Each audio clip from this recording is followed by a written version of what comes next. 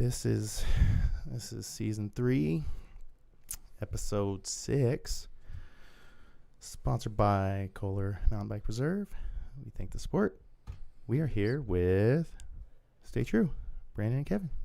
What's up, fellas? How's up, it guys? going? How's Thanks it for going? having us. Yeah. Yeah, dude. Welcome. You Welcome guys, to you the guys found studio. it. We're surprised every time we have a guest, they show up. They make it. They find this place. It's good to be here. It's very pretty drive out. Yeah. I did do some purchasing based on the drive. You know, It's got to be nice where you live. You know. Yeah, especially when you're going back home. We can relax on the way back Yeah, and be Yeah. happy where you're at. for sure. 100%. Yeah, I got Scot Ripple in the house. Yup. What's up, peeps? Wave at the peeps. With the peeps. Chat. Appreciate anybody that pops in. If you want to ask some questions, feel free. I may not see it.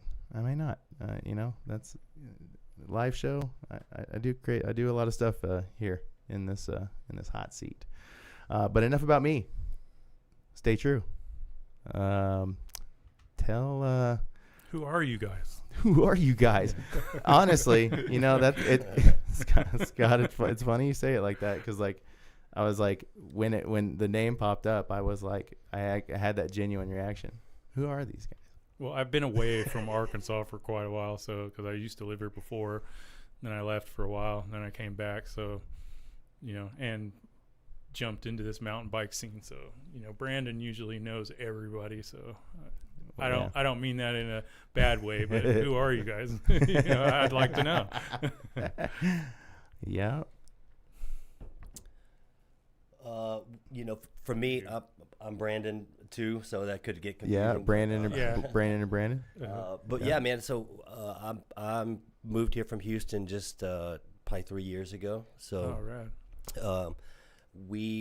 my wife and I had some babies about 5 years ago, and the city was hectic. We owned barbershops there. Mm-hmm. Actually owned a gym too at the time, and COVID happened and all my businesses got shut down. Oh, okay. So tough time. I was riding bikes at the time. I'd gotten out of biking and skating for a while because I'd gotten a little serious about business, and too serious about business. Oh, jeez. So exactly. I know that feeling. Yeah. Or maybe I don't. Maybe I don't know.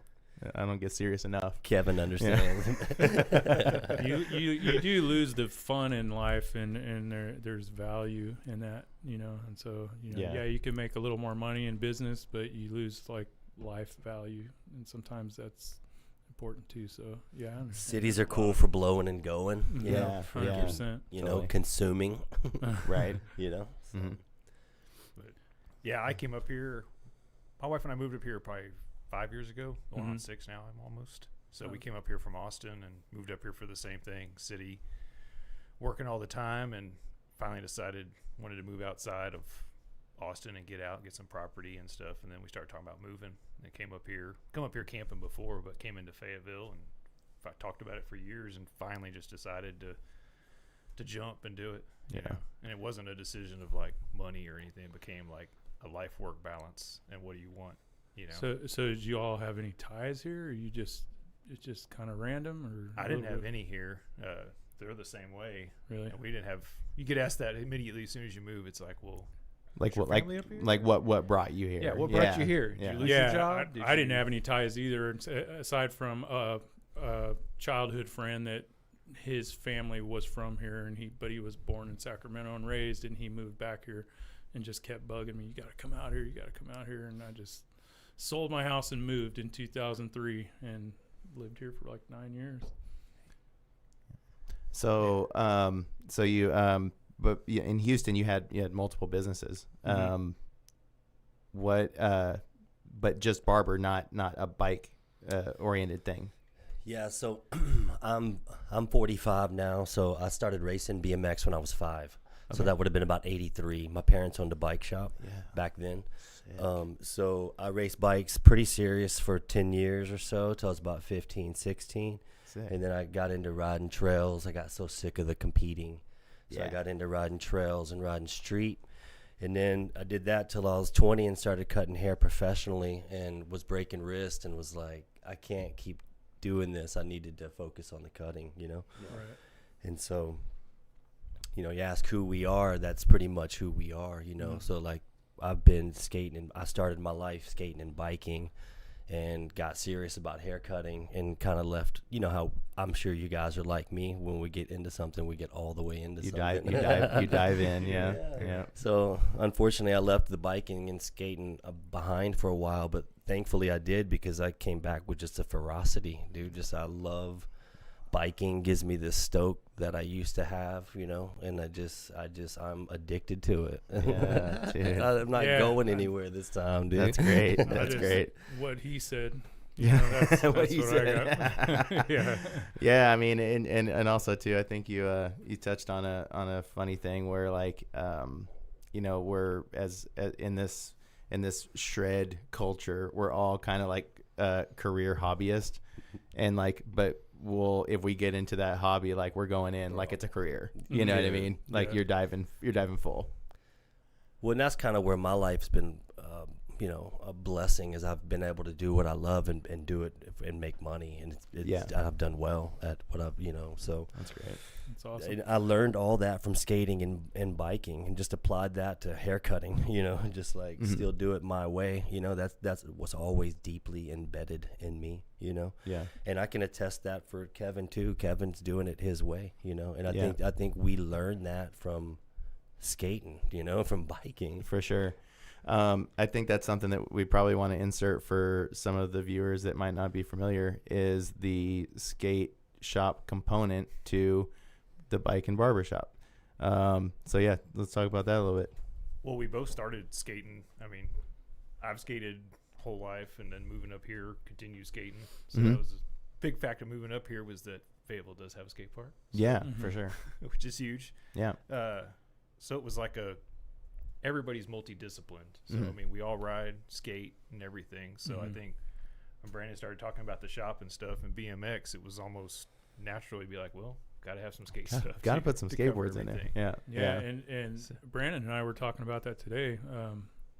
You know, out here is like a little different beast. You kind of have to like have a couple of different genres of things to sell out here. Like you know, like the shop in Fort Smith had frisbee golf and paintball, airsoft. And, airsoft. And it's like it makes sense because it's, you know, it's just a smaller demographic out here. Well, I feel like if you look at like all kinds of other networks, you got like skate shops that are head shops, skate shops that are coffee shops, skate shops that are, you know, all these different like add-ons. But you know, in you know, skateboarding, it's hard to just have a skate shop.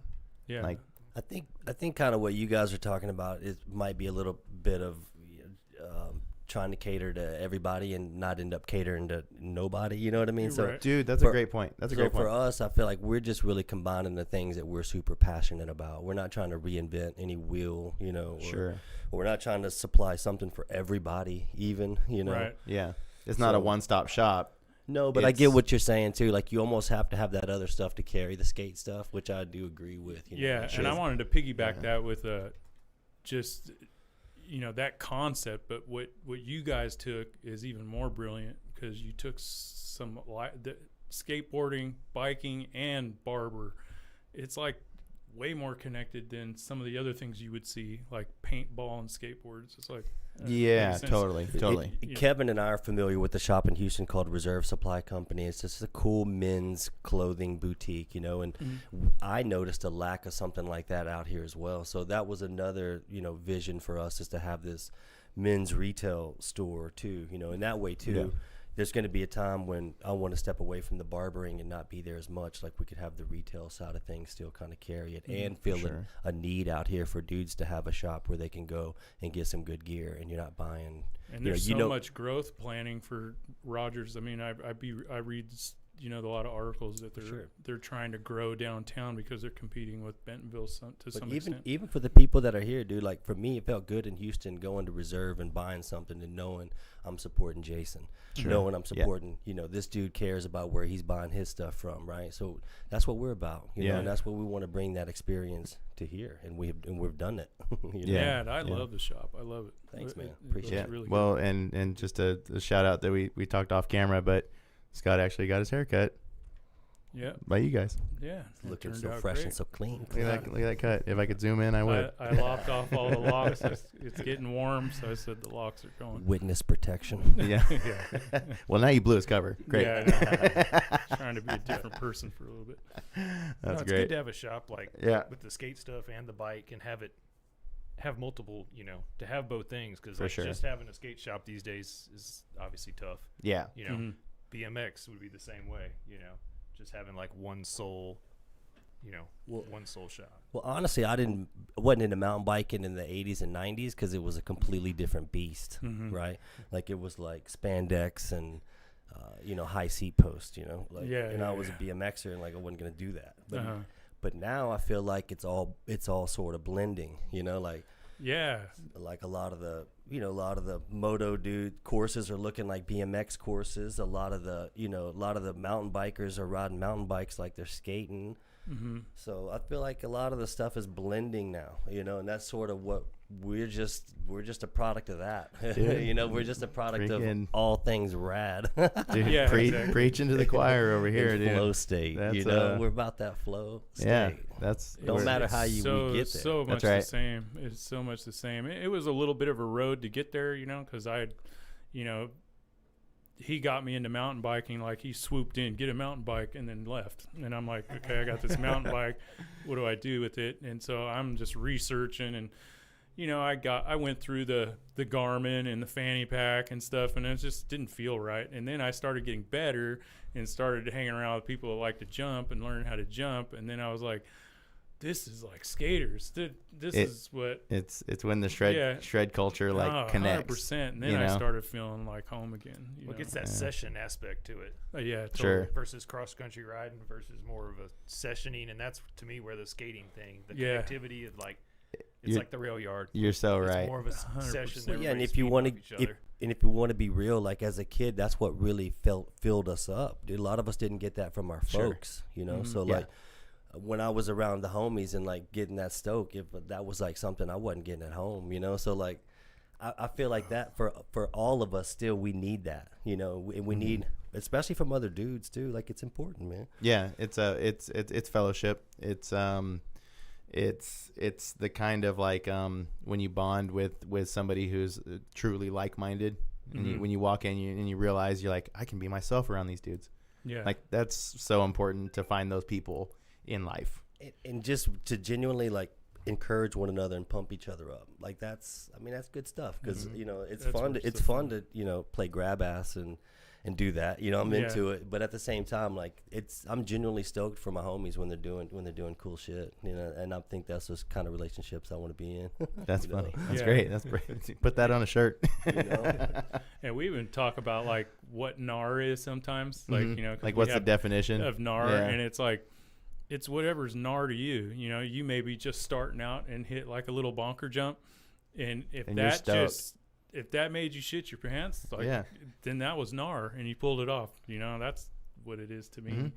And so that's what I like about like just pumping people up, no matter what their skill level is. If they're trying to accomplish something that they've never done before, and it's the stoke always gets you over the hump. And dude, really, it's probably not talked about, but what we do is pretty vulnerable. Like you're kind of putting yourself out there in front of people. Like so, when you bust your ass, it's kind of embarrassing, and but all that's part of the process. Sure. And it's all part of it. That just kind of goes unspoken. It's humbling. It's there's points of reward. There's like the vulnerability. In front of people that you admire, or you're trying to impress, like.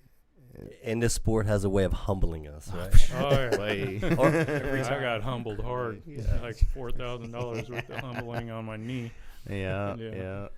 But Yeah. So So me and Kevin met in Houston probably 12 years ago or so. Yeah. I was opening our first barber shop, and Kevin was in town, and Kevin helped out there doing some tile work for us. And so him and I connected. I also had a salon there at the time, too, and Kevin did some work for me over there. Okay. So I was there doing construction. That was back in like 2010, probably. yeah, Yeah. 2010. Or something. 2010? I Yeah. moved to Houston for a development project for Okay. a short period, and then through friends that we both knew, somebody was like, "Hey, got our buddy opening up a barber shop, needs some tile work." Nice. Oh, that's And cool. I did metal work in the bathroom, and yeah. So I had heard through the grapevine he had moved up here, so I was coming out here to ride. And Okay. I'd hit him up. I hadn't talked to him in years. I'd hit him up and be like, That's I'm coming great. to He called me yo, out of nowhere. coming and to was like, town. Hey, I heard you ride. And he'd always drive to come meet me because he lived like an hour from Bentonville, and I always thought it was dope that he'd come, you know. So I'd be like, shit, this is a good dude. So when I moved out here, I got in touch with him like, yo, I don't know anybody, I don't have any friends. You're gonna be my friend. There we go.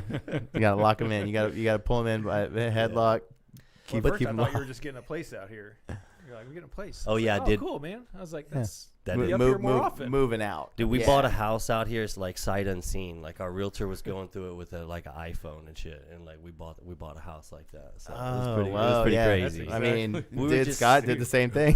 It's strange. We have such a similar way of how we got out here. Yeah. It's like almost identical. Yeah, it was time for me to go though, Uh-huh. dude. And I had been Yeah. in Houston my whole life, so it was such a strange.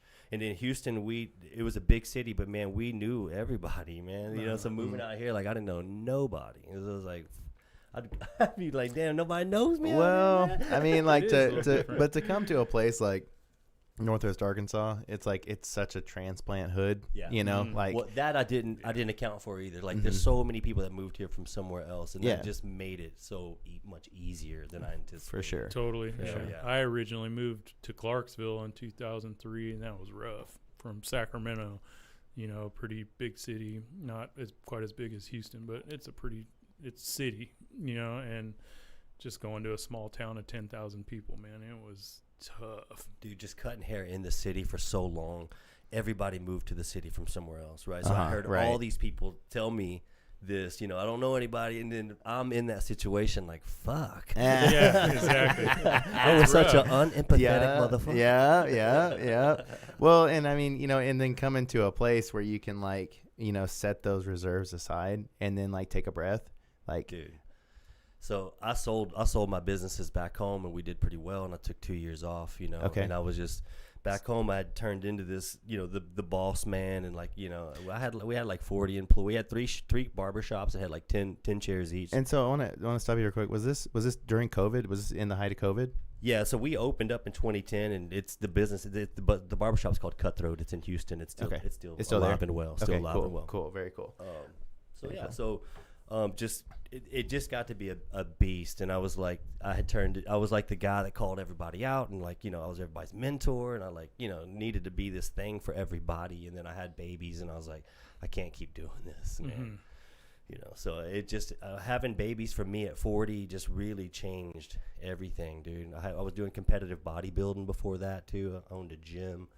You know, I was just a beast. I was just, but I wouldn't have burned long burning like that. I Sure. was burning bright, but I was gonna burn the fuck out. dude. Burn out fast. Yeah, it's Yeah. tough. So, man, but I was especially with also kids. seeing the writing on the walls, having babies a little later in life, and I was like, man, I'm all in on shit, dude. So Yeah. it meant a lot to me to be there as a dad, and you know, that means more to me than freaking anything, dude. That's cool. You know. That's Man, cool. that's a tough job. I got grandkids, and man, I'm just after a couple hours, I'm like, here you go. Take Like, 'em. I can Take do 'em. it. The marijuana helps. Calm the nerves. Calm the Yeah, nerves. There you go. We got Nash up in the chat saying he needs a haircut What up, Nash? now.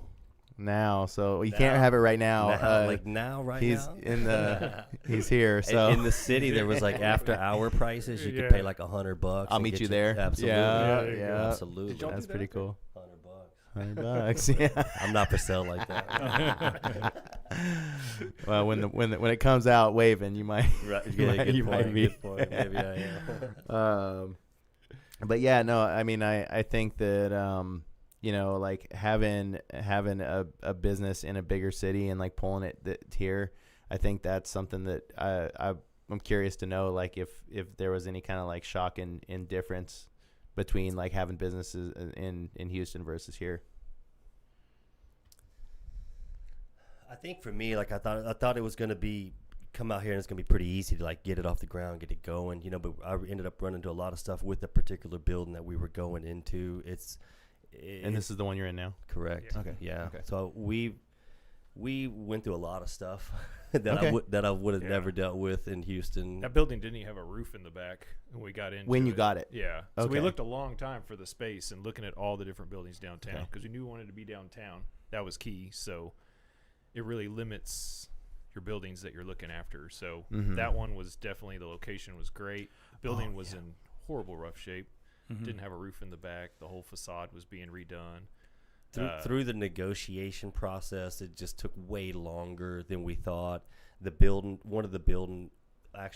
owner passed away. You know, it was just like anything that could have gone wrong did go wrong. But it was just it was just more of a circumstance. It wasn't like it was Arkansas's fault. It was more like I picked this space in Arkansas that was a pain in the ass. Oh, okay. To answer your question, but that'll happen. But I was just telling you how naive I was because I was like in the city, I was like opening up these businesses. We can do this easy out here, and no.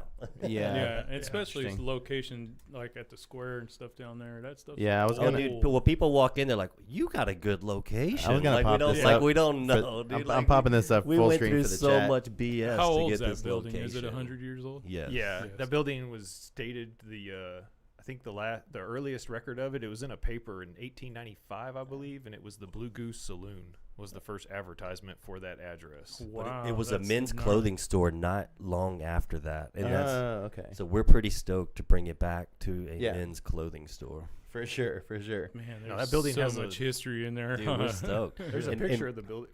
There's Oh, a yeah? picture of the building with like a wagon and a dirt street when Walnut was all dirt, and there's a wagon in front of it on the street in the same corner, same building. That would be so cool. That was back when it was a men's clothing store. Oh, really? Yeah. So Kevin's the kind of dude that can build anything, you know, and I'm the Yeah. kind of dude that I'm good at design. And so when him and I get together, like cool stuff can happen. And I feel like we work really well together. So like designing it was pretty fun, like as to do this with him. Sure. Well, I mean, as somebody that's been in there myself, I really enjoy it. Like it's like I got a very comfortable aesthetic, and like, you know, there's like, man, me and my wife went to this like Mexican restaurant on Emma a while back, and it was like fluorescent lights, like real low fluorescent lights, so they feel like they're like cooking you, even though they're not really like hot. But like, you know, like and this weird paint color, and the chairs didn't match anything, and it's like you feel uncomfortable. You feel uncomfortable when you're in a place like that. Absolutely. And when you have like a space that like you spent some time, like how it looks, how it feels when you walk in, how it's presented, like that's important, you know. I love that. Kevin worked in Austin for years. I worked in the city for years. So I mean, I think that's what we're bringing out here, you know. We're bringing some of that flavor, some of that, you know, some of that taste, some of that style. That's pretty rad, dude. And that's my background in Austin. So I was general contractor in Austin, and then moved up here and started my own firm up here, and do boutique. Gotcha. And you do that. You do that now, right? Yeah, I do that now. That's what I do mainly. Cool. So Nice to have blending the two, and it was great to be able to take my background and, you know, being able to build everything and bring it together. And then it's like Brandon's he vision not on only is like can build anything, but he's got a good eye too. Like a lot of the dudes that can build anything, they don't have a very good eye. But like Kevin's got a good eye, and he can build anything. Yeah, you're right. Like when you know how to like, you know, do masonry, you're not really like, you know, what's all the creative things you could do with masonry. You just know how like the physical form is done. Yeah, my man can build cabinets, but clean, simple, you know, clean. And that was a good project too. It was just great to be able to talk about. I mean, it was a free space, so it was full design for everything. Whatever you so wanted we to had do. Control over what type of products we wanted, like the warmth of the space and the whole feeling of the space. Like too much metal, it's too cold. You know, too much concrete. Yeah. But it was awesome to be able to do a space together, and you know, and work with friends that we have that are in the industry, like metal workers, carbon steel. You know, bringing in buddies that do all the other stuff to bring it all together to bring the space in as a whole. Right. These cats at Rift, they have a wood shop, and we were over at their shop just building a lot of the stuff. You know, a lot of those guys are coming in the shop now, and they're like, "Damn, they know their shit was built at their shop." Yeah. You know, and they're coming to me because they're like, "This dude's cool. He's like building the shit." Yeah, you know? yeah. And then they're like, and then they just start looking at a bike or something. Just being in there is what it's about, though. Sure, you know, sure. like, dude, if you buy stuff, cool. But like, honestly, like, you can hang out in there. It's like just got a cool vibe. we're there to, Yeah. to be a hub, dude. Bike shops are a hub of a community. A barber shop is a hub of a community. That's the Sure. idea, you know. Yeah. Like, you truly don't have to buy stuff. We hope you do, but you don't have to. Yeah, but Please- it's please you know, do. I Please think you do, guys but- did a great job. I mean, it's Yeah. not cluttery. Yeah. You got just the right amount of like inventory that is probably enough, you know, for everybody. You know, I've been into shops where it's just jam packed full of stuff that you're almost walking sideways and you just feel Ah, claustrophobia coming Yeah. on and you just want to get the hell out of there. There's this, I have this account. I mean, I can't say their name. Mhm. So they just have way too much inventory. And like they have so many shoes that they had to make a tunnel going into the shop of shoes. It's like walls of shoes and it's a tunnel and it's just all shoes. Of the boxes? Of shoes. Just shoes. There's shoes. I mean, there's boxes of shoes. Them boxes of shoes, but like they're full like they didn't have any space in the back. They had to like pile in the front door, and you walk through it, and it seems like it's like some sort of like aesthetic like thing that they like. Oh, this is cool. It's a tunnel of shoes, but you're like, whoa, you have too many shoes, bro. It's a lot of money in inventory. Yes, and shoes too. Yeah. Shoes. You guys, do you guys carry any shoes? Yeah. We do. Yeah. Yeah. What shoe brands do you have? Emerica and Etnies. Etnies. Okay, cool. And that would I'm assuming do you carry like the skate and bike lines of things? Cover both, yes. Cool. Yep. Very cool. They do. Very cool. Yeah, Etnies does a pretty good job of doing, you know, their stuff's pretty cool. Like, I feel like it's a good fit for us. They're on fire right now. They had Totally. their trials and tribulations. I know back in 2006, 7, it was kind of like not that cool out of the Soul Technologies lineup. You know, the America and S were always the stuff, but Etnies not so much. But now I mean, they're popular with mountain bike shoes now. Like I feel like they're almost more than more. 510s. Yeah. You know, we mentioned Austin, so like Etnies had a huge presence in the BMX scene in Austin. Yeah. So that's one reason we rock with them, and I think Gotcha. that's cool that they're on the mountain bike side of things now too. That's true. Yeah. So, but they've been in the BMX scene for a minute. Yeah, and Yeah, that's you probably tried. why it wasn't as hot as America and S for skating.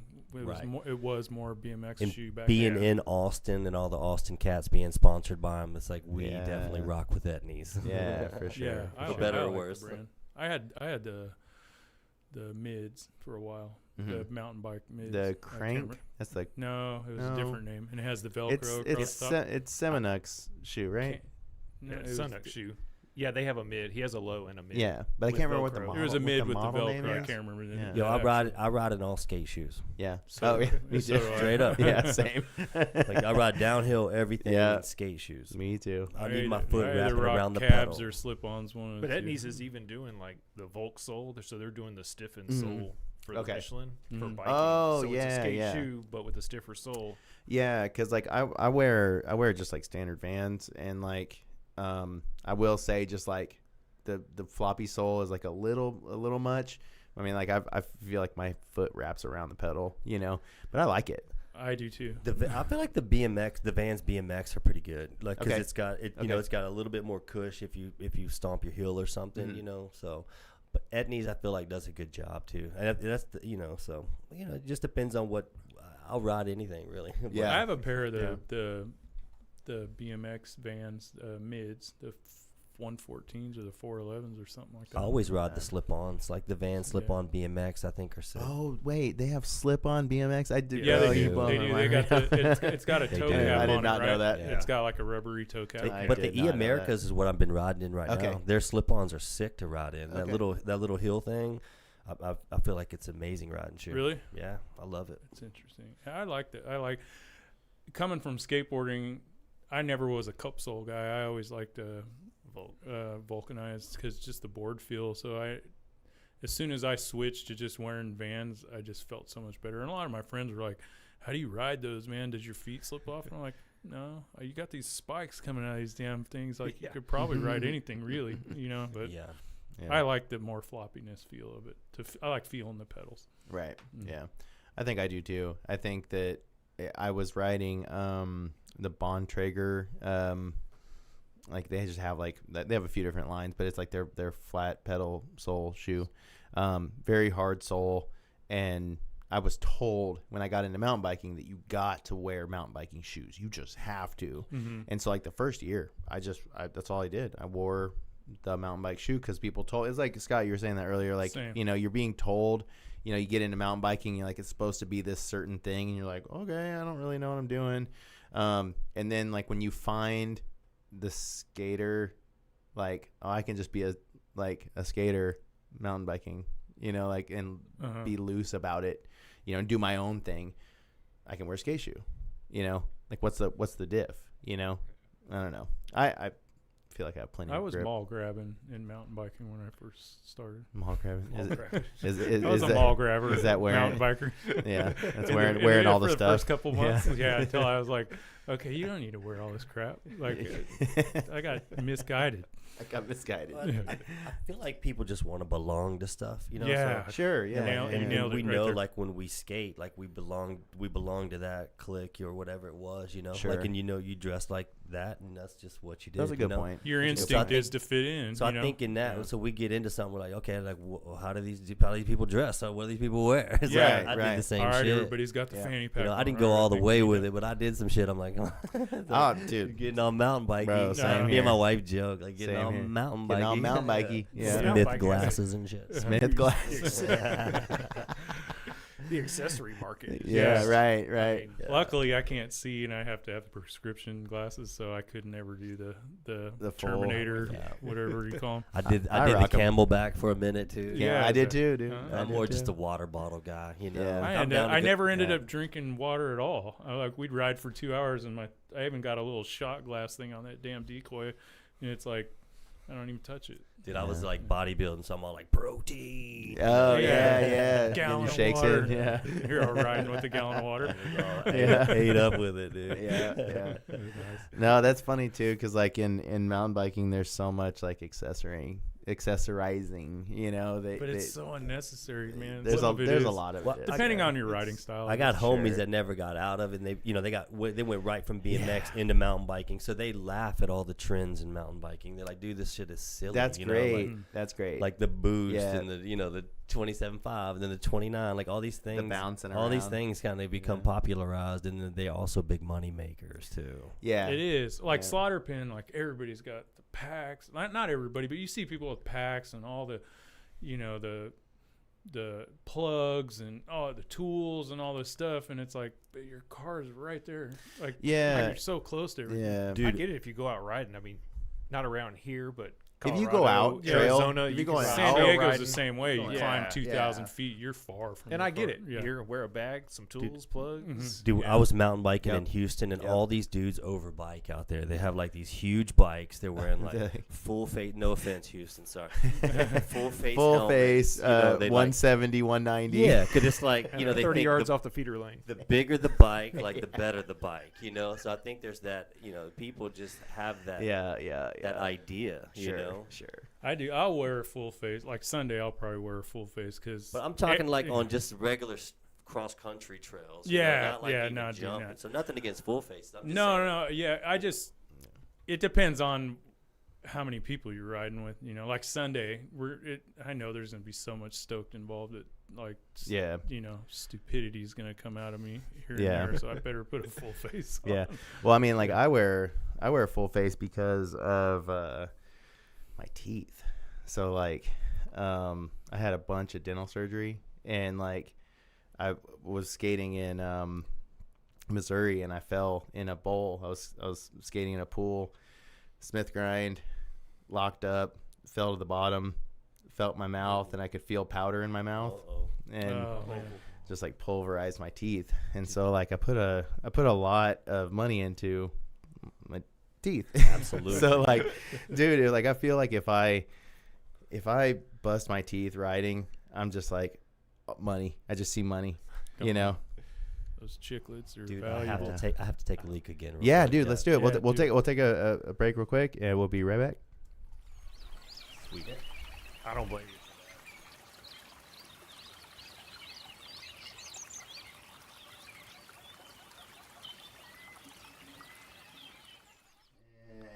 We're back.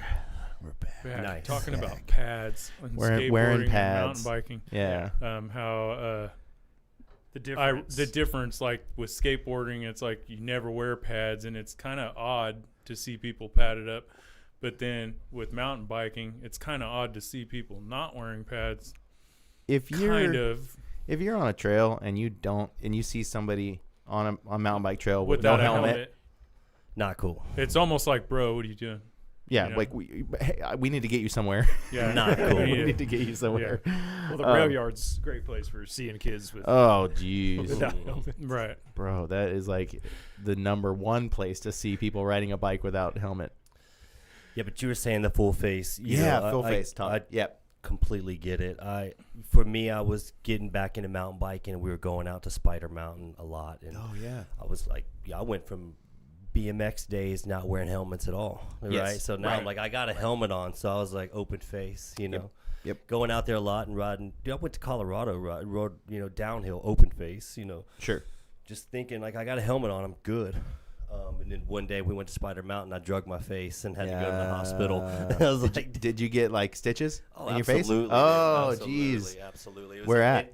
And it got all infected, dude. It was like 7 stitches, like all right here. Oh, whoa. Yeah, it was literally the kind of crash had I had a full face on. It wouldn't even. Dude, I literally popped up. I was like, "Am I good?" And everybody's like, "Nope." Yeah, yeah. My face was kind of like hanging a little bit. Whoa. Wow.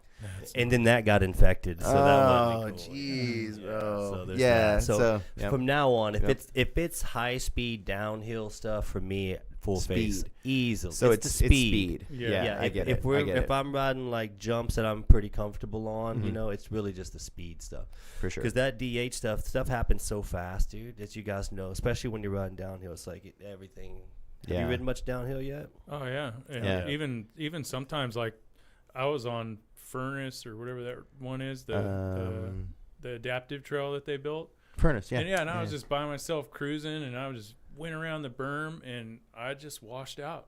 Have you And been- Just such a chill trail, yeah. I Have just you- splatted Right. on the ground like Have you been to instant. like Yeah, so- Leatherwood or? Yeah. Okay, Yeah. cool. Yeah, yeah. cool. Yeah, but no, I think I know where you're going with this. Is like the quickness, like the where things just appear, pop, pop, pop. It's like Exactly. so That- fast. There's And that reaction time. reaction that's like, time. yeah, That's how Yes, San yeah. Diego riding Yeah. is. I mean, Yeah. it's more dusty and different terrain, but it's long and full of everything. You know, Yep. you'll just be jam. All of a sudden, you're going through, and there's just this chunky rock garden, then it's jamming again, and it's like, so everything just comes at you so fast. And I kind of got away from that here because it's not so much unless you go to Leatherwood, but everything's trail specific. You know, you got Dragon Scales that's going to be that chunky section that you had in the long San Diego trail, but it's just that, and then you're done. And then you got a jump trail, and it's like you take all shorter. you take all of the castle and just make it one big long trail.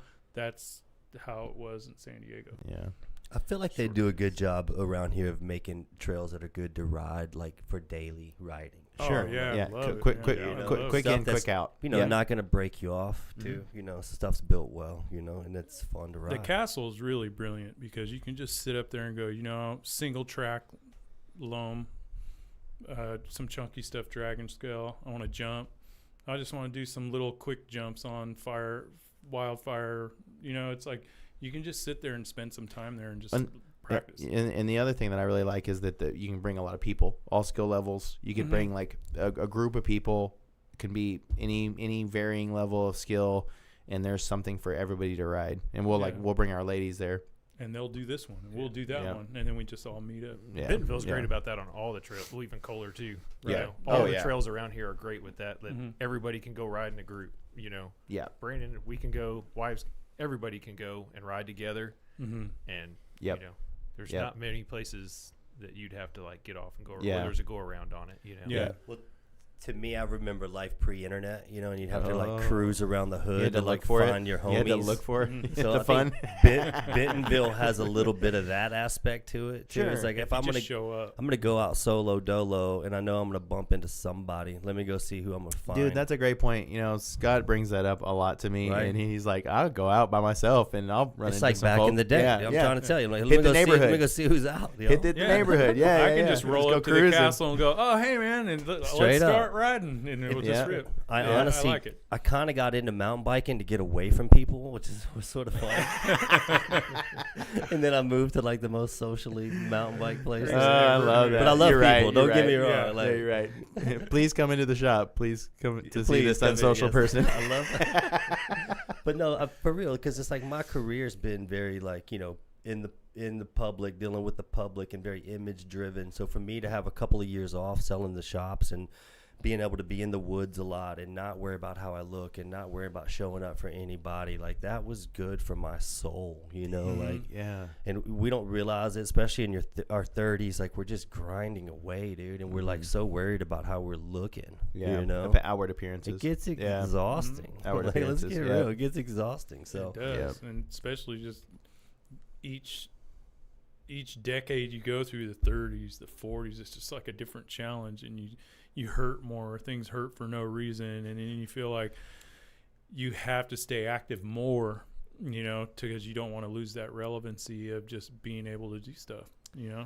And there is that, but you know, there is the also me being way more comfortable with who I am now. That is Right. that is priceless. You Mhm. know, that I'll take, you know, I'll take the aches for being cool with who I am finally, you know, Right. because But it's not really like being cool for somebody else. It's not even really about being cool. It's just like people say, like even my son's like going, dude, like you're hitting those jumps, like you better be careful. And it's like, I just want to do it. I don't want to stop doing it, you know? And it's like, yeah, I do realize I'm 53 and I probably shouldn't be jumping these big old tables, but man, fuck it. I want to do it and I can do it. You know what I mean? And I am doing it. And so, well, what's You it got- cost you to not do it? Yeah. Exactly. Right. Like Exactly. what do you lose when you lose when not being able to do it when- eventually. Stay and true. Fast. Yeah, you gotta know? stay true. Mhm. Stay true. Yeah.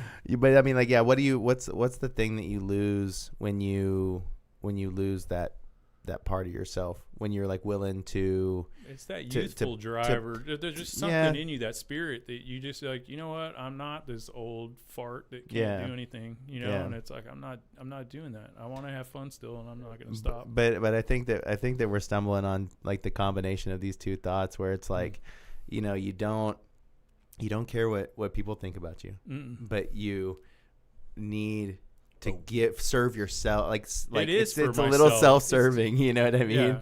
Yeah. But like for the right reasons, I feel like, you know. No, I think sure we hope deeply, so. we deeply care what we deeply care what people think. Unfortunately, I Sure. think everybody Yeah, does yeah. it Yeah. to some degree, Yeah. for sure. I mean, if you don't, then yeah.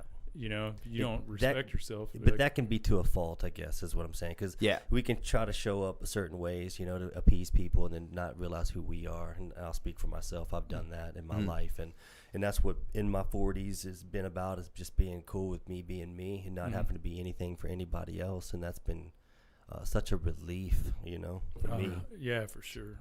So. And it does come with age, I think. You know, you start to learn more about like what doesn't matter. Well, dude, and to your point, it's like I'm a ride because I fucking want to. Yeah. Right? Right. I don't care if you think I'm too old. Yeah, That's a shitty attitude. right, Yeah. right. Dude, I Yeah, have dudes that's- my age like saying they're too old too. I'm like, what do you get out of? Don't say that around Don't, me. Yo. yeah, I'm trying to hear that. I'm not trying to hang out with you then. Yeah. 'Cause, Straight up. I'm though. gonna hang out with these kids that are like I'm vibing with right now, Yeah. jumping jumps and stuff. That's Yeah. the thing, just to keep getting out, to feel good about it, and not worrying about what everybody thinks, and just being able to go out skate. You know, Yeah. go out and skate every minute you can, because like you said earlier, it's crazy how fast it goes away. You don't ride for a week or two, get buried. Yeah, down that's and the work. struggle. The dude. struggle It's of getting like, older is totally. now I have to lift weights 5 times a week. Weight just to train. be able I to have ride on weekends. I have to do Yeah. stuff to because Yeah. it will go away fast. It's not like when you're 20 where you can just go, I didn't ride for 6 months, but I can still go shred and not be out of breath or nothing. It's like, if I don't ride for 2 weeks, man, I'm gassed. That's the biggest thing for Mm-hmm. me getting older, because I haven't been a workout person. So Mhm. And hadn't got an e-bike.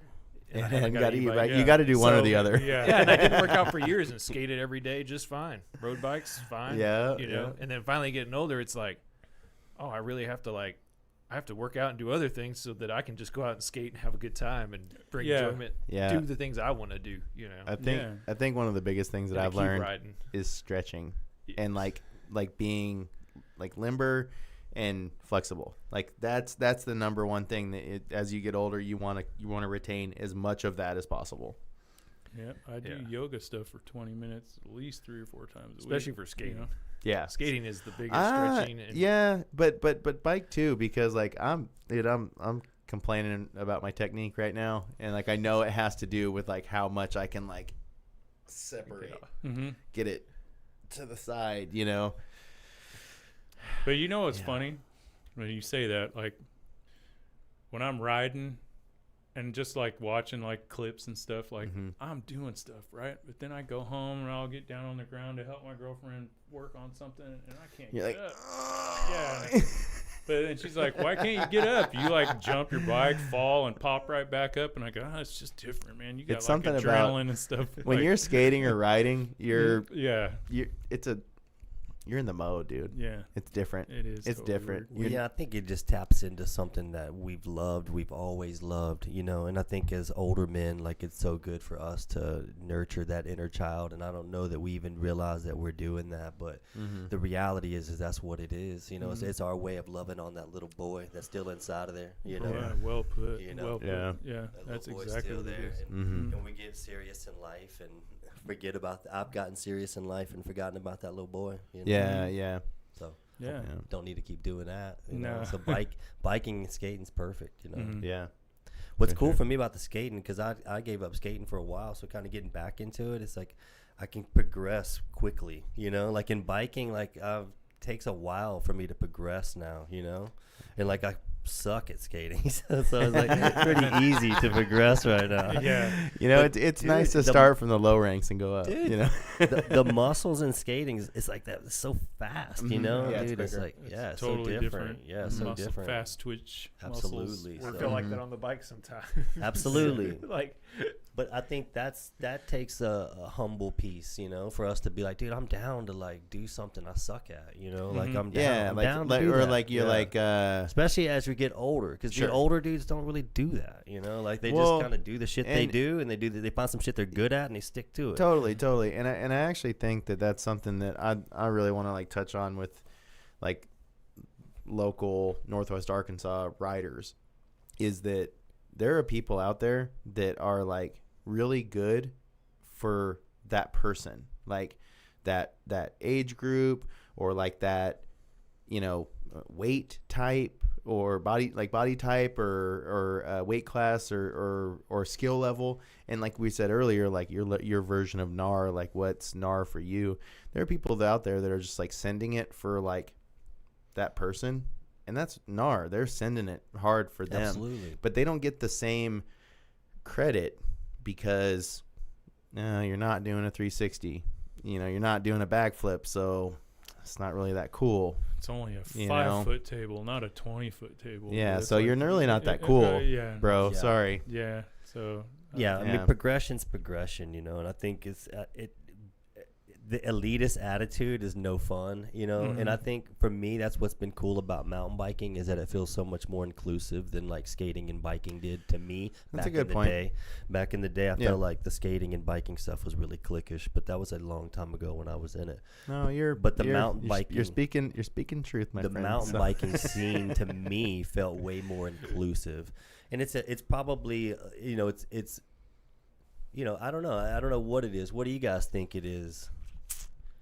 Like for me, it's- mountain biking, I feel like more people can do it. You know, it's not like skating's like only a select people can really do that. might be- And I that don't might want to be- sound like an elitist No, right now no. either. No, it just Yeah. depends. It depends on if you're just riding, then none of that elitist or anything else matters. But if you're trying to push a brand or push something through it, then you'll start to recognize Yeah, eliteness and Yeah. gatekeeping and different things like that. Yeah. But if you're just riding to ride as an individual, like mountain biking, yeah, it's inclusive, wouldn't you say? yeah. And yeah, I think to your point about skill level, like you can have I love it. I actually love the fact that, we'll go out with on our Saturday, we have a ladies ride, and it's, our ladies and us, and we kind of want to go hit some jumps. They want to cruise some stuff, but we can go out and do that activity together where, like, I've been a skater my whole life, and I would try to bring girlfriends to skate, but like it's kind of a joke, they're and I mean, granted, there are girl skaters that can shred right now. Right. Like it's been, in the last 5-10 years, it's been explosive, but skating takes a long time to get good at. Yeah. Mm-hmm. Yeah.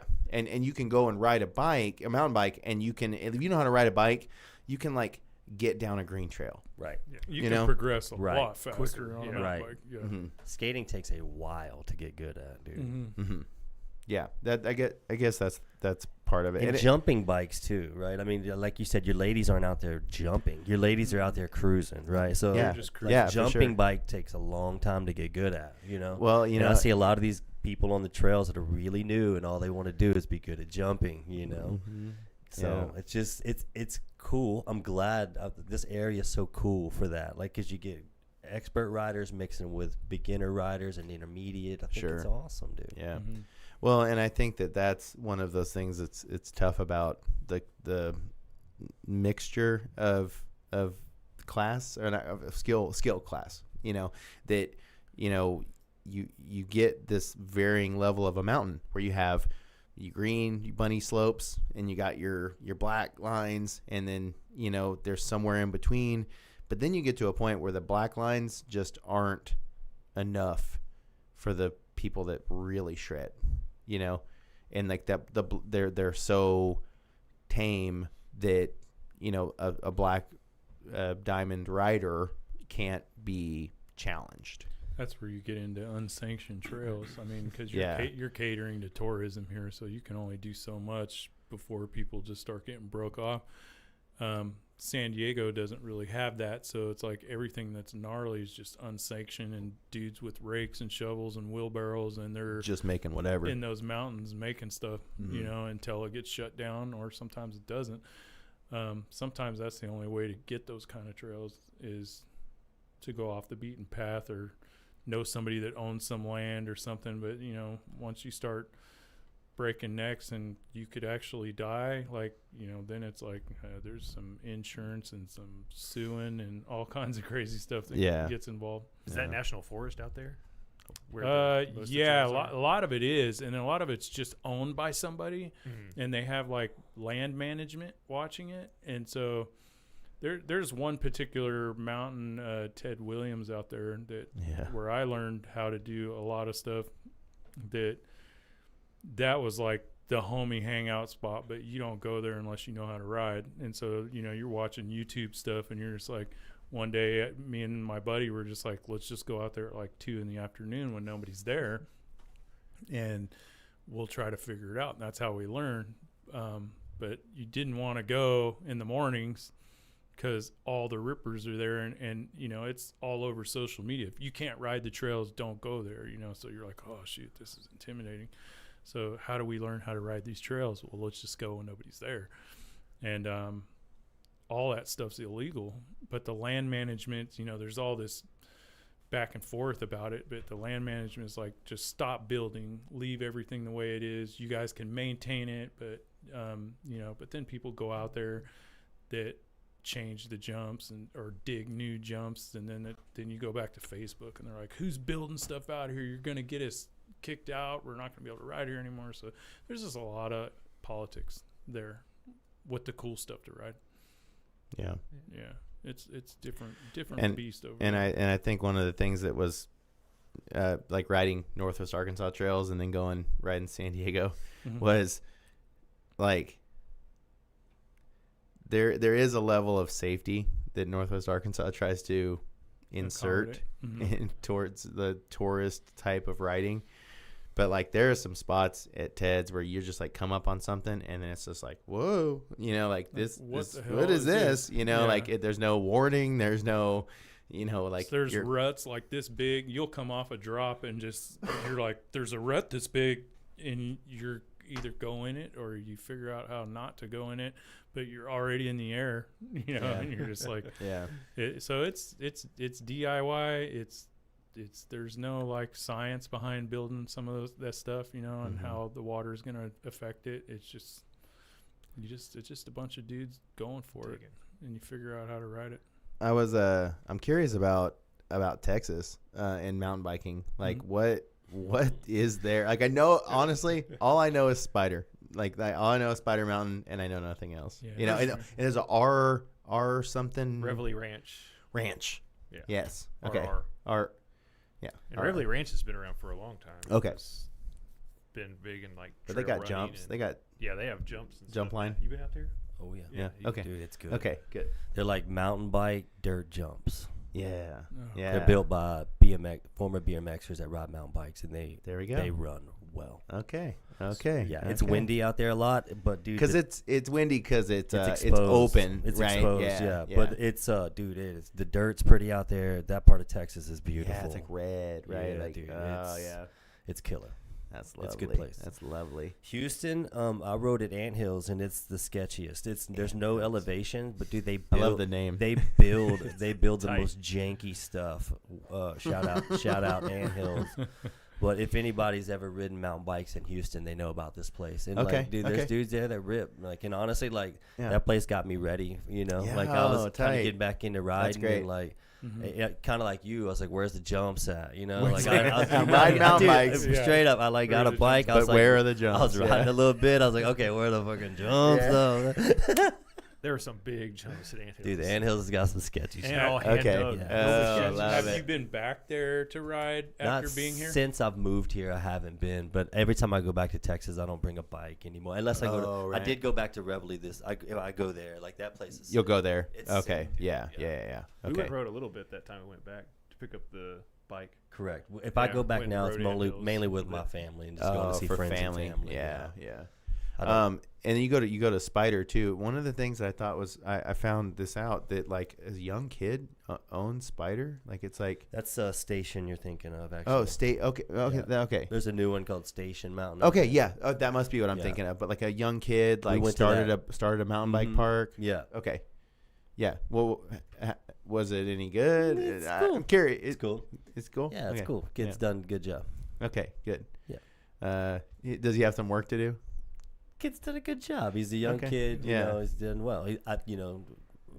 For me, I feel like there just needs to be some adults around him helping him with just sort of the running side of things. Oh, sure. Like, sure, keeping the shuttles moving, like that kind of stuff. Yeah. Okay. Trails weren't marked the best either, but Okay. and there's a bunch of jumps, but that part's cool. Okay, gotcha. So, Is it? It's got potential. I would say that. It was hot though. I was just there maybe a month ago. We went to Reveille. Okay. We went and rode Reveille for the weekend, and we went over there too. And so close proximity to Reveille and maybe an hour away. Marble Falls, I think it's where it's at. Marble Falls. Yeah. Reveille's I know. in They got a skate Burnett. park there, right? Yeah.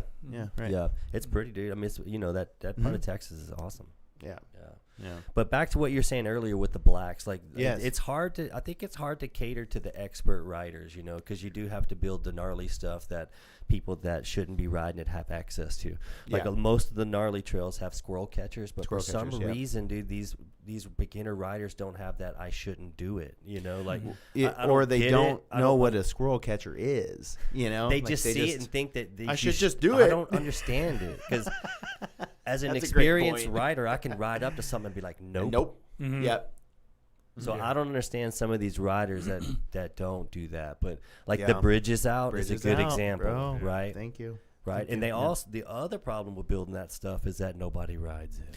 Yeah. So that was the thing. I was standing. I was on. And I hate saying it because Yeah. I ride this shit. Mhm. No, Sorry, I know. what were you saying? Well, no, yeah. I mean, like we're talking about like stuff that when we're encroaching in the double black diamond territory, it's like we want that stuff around, but we like who's gonna be the people that use it? Like what's the user group percentage block that's going to use it. It's a How less, much less is it? people use it, which means less people are going to maintain it. Sure. Which Dude. means it Yeah. just The gets ant- overgrown. The anthills got me ready for Colorado, dude. So what is this place getting you ready for? This is a sick place to get you ready for wherever you're going, dude. Yes. This is the kind of daily riding I want to be doing. I don't want to be feeling like I'm going to get broke off all the time. Right. And I think that's pretty gnar to not want to get broke off all the Yeah, time. I used to come out here to visit my daughter. Good point.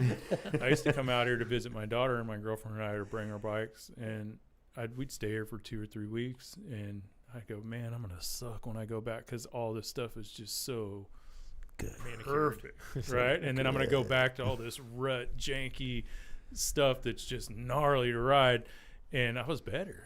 Dude, And, you know, dude, our riding is loose over hard. It's not that easy. Even though it's groomed, it's still loose over hard. That's a good point.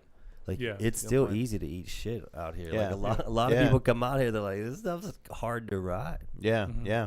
You know, because like the trails are groomed, but there's lots of rock everywhere. You Mhm. know, and loose over hard is like your bike dances, dude. Yeah. Mhm. Yeah. it does roll around. Mm-hmm. And knowing which tires to run and tire pressure like that, you have to learn that. A lot Yeah. of these people come here from other places and they don't even know. You know. Yeah. Mhm. Yeah. Well, and also too, like coming from skateboarding, like skating, like you set your board up, it's your board.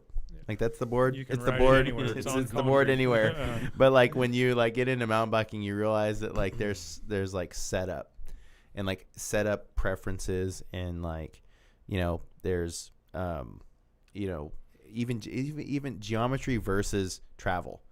Like that one thing right there is something that the skaters never have to really like worry about. Like maybe they'll consider a shape, a size, you know. Yeah, but never a different setup for a different spot. Yeah, I mean, Whereas you, this is completely. You know, I mean, you got the people that sometimes do like the vert setups, you know, like build like a vert board yeah, and like your vert board and your street board. Mhm. But that's about it. But just think about like tire casings alone, Casings, yeah, right? absolutely. So then you got Compounds. all the different tread patterns. Tread right? patterns, So then yep. you got all the different casings. Yep. Right. So skateboarding, you get some wheel sizes and some wheel hardness. You know, Yep. it's pretty simple. You Mhm. know. Yep. So I some think bushings. there's a lot of complexity. You know, and that's not even getting into suspension. We're just talking wheels right now. You know what I mean? So yeah. I feel like there's a lot more in bikes to get into, you know, in traction, so much more premium, and you're searching for traction on mountain bikes, right? Like right. in boards, you're trying to break traction a lot of times. So it's like, it's like Yeah, and I think with skateboarding, you brought up like durometer, and you know, it's like at that point, like skaters are just choosing a preference. They're not actually Yeah. choosing for a use case. Uh-huh. You know, to me, it was like how high I want my board to feel. You know, like I wasn't even thinking about what I could roll over. Like how high can I pop it? Yeah, you know, how high do I want to? How Right. low do I want to feel, or how high? or how do I high? wanna- Yeah, That's yeah. you know, How low Yeah. can I position myself, or how high can I just pop preference with I'd do this for whatever stuff? reason. Yeah. Performance. I guess you're saying Yeah. it's like performance at that rate. But yeah, like with mountain biking, you know, you're literally like, you're learning about yourself, you know, and you're like, oh wow, like how do I feel it responds? And you know, like understanding rebound, you know, like that, like stuff like that. Like you don't, when you're a skater, you don't think about like the what's that The durometer. not the durometer, but like the tactile like feel, like responsiveness, you know, like you're not like you're feeling something back. Yeah, your feedback. on Feedback that is actually what I was looking for. Yeah. So I mean, like, you know, getting feedback from your bike, and then like, okay, I want to do something, I want to tune that a little bit, like that's mountain biking, you know. Yeah, and coming from BMX, it was a big run what you brung, you know, and like the absolutely. rattier your shit looked, like the better, better. the better, you Yeah. know. So I it- had to like break some of those habits. Like I first got a mountain bike, I was like, this bitch needs some scratches on it. you Yeah. know? Well, like I'll who Fling it thinks around. like that? I'll be the first to I need to admit ghost ride it a couple times. huh? Stupid, right? I feel like I'm one of those dudes that still accepts that. So Yeah. like I have the I like the run the with you, bro. scratches. I'm with it. Yeah, I'm with I got it. scratches. I got a broken spoke. Yeah. I'm a lot of things I are haven't- broken. Sometimes you're like, man, I haven't cleaned my bike in like I haven't 2 cleaned my months," bike. you Yeah, know? right. I'm riding a Dirty hardtail bike. like daily, you know. So Riding a hardtail. you yeah, mean? just because it's just a simplicity of it, and our Simplicity. trails are just, it climbs, dude. You know, and it does everything I want. So I'm loving it. You know? That's cool. And it's got a BMX feel, you know. So I'm into the hardtails, dude. And there's so much. They're capable of so much more than people know, dude. Like even I'm shocked a lot of times. Like fuck, this thing's ripping. Well, I mean, I went to Leatherwood with a hardtail, and I didn't understand. Like I was like this newbie rider. I was like, "Hey guys," like putting my bike up there, and they're looking at me like, "You sure, buddy? You got some cojones. You sure about that?"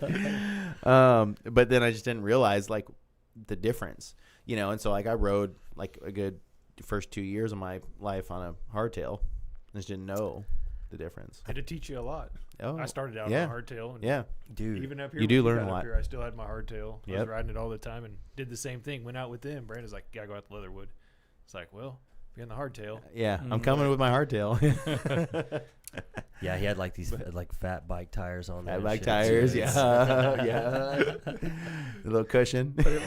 You learn a lot though. I mean, I had that for 2 years before I got full squish. So I mean, dude, but back to that point earlier, like the guys in Houston that overbike, I think some people need to like go back to some basic stuff, you know. I think a lot of people that just get into mountain biking, just get the gear and just get the bikes, and they don't really learn the technique. You know, right? we talked about accessorizing earlier. Yeah, you know, like it's part of that. The bike's like compensating for lack of skill, because they never really learned the skill. They got these bikes that they can do this stuff that they wouldn't normally be able to do, but they can do it because the bikes are so capable.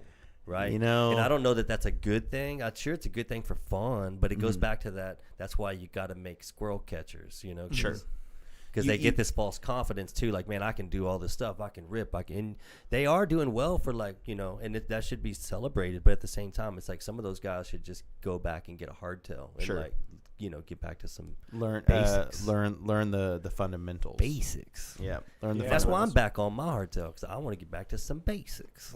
you know? That's very true. I've never ridden a hardtail. I don't know how that would translate. I just know when you got me into it, and just for a week, and we went and looked at a bike, and I'm like, man, I'm 50 years old. Dude, just thinking about your back. Yeah, and I was just like, I want to be clear. I just want to get the best bike so I don't have to worry about. I want to be clear. Full squishes are the best. I love some full squish. Yeah. Yeah, no, it is. I just felt like my time, the time, I was just like, oh, man, I'm 50. I don't know how much time I got left. Just gonna die tomorrow. Give me your best bike, and I'll just try to work to be equivalent to the bike, and still the bike's better than me. But dude, honestly, like on the trails, a lot of times I could be riding, you know, even like Jesse's or something, dude. I could be skating. I really could be skating, if that makes sense. No, I know what you mean by that. I know exactly what you mean by that. It doesn't matter what I'm on. Hell no. It's like I get that feeling of I'm surfing, I'm fucking skating, but I'm on a bike. It's so sick, dude. The adaptive trails like that too. Yeah. I like riding those too, because sometimes even like if I'm not riding that good, like I'll do medieval, and maybe I'm not riding that good. I go, you know what, man, I'm gonna do that trail and just try to have fun, like just flow and get loose, get groovy, you know. And then you come out of it and you're like, all right, man, I'm ready to groove.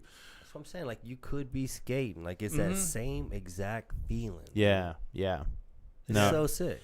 And also too, like I love inserting "you could be skating" into it, because that's where I feel like when you play, like when you say like I'm skating, you're like all of a sudden some switch turns on, and I'm playing. And you got this playful vibe, and you're just flowing, and that's when you playing feel around good. with stuff, flicking it this way, that way, you know. I think it's cool when you're just driving with somebody else that skates or rides, and they like, oh shit, you see that wall ride? Did you see there? that? Yeah. Look at that. Look at that hill. You see how you could drop off that thing into that thing? Yeah. Exactly. Like, Right. we're all Sometimes our girlfriends go, we want to ride Hobbs, and we'll ride with them, but then we're like going, I think we could drop that. If you rolled in from that, we've even done it and started sweeping out leaves. Yeah. Yeah, it's funny.